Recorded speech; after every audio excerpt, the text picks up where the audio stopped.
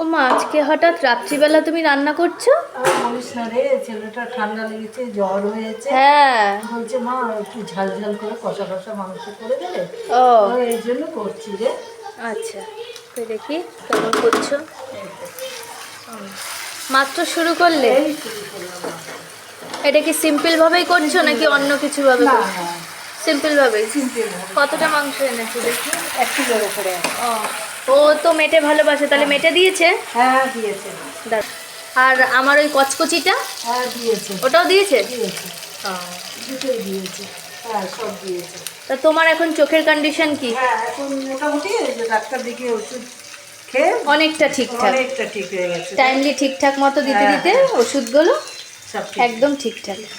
আবার তো 2 সপ্তাহ পর আবার চেক আপ, তাই না? হ্যাঁ, হ্যাঁ। চোখটা দেখবে, তখন একবারে তোমার পাওয়ারটাও চেঞ্জ করে দিবে। ঠিক আছে?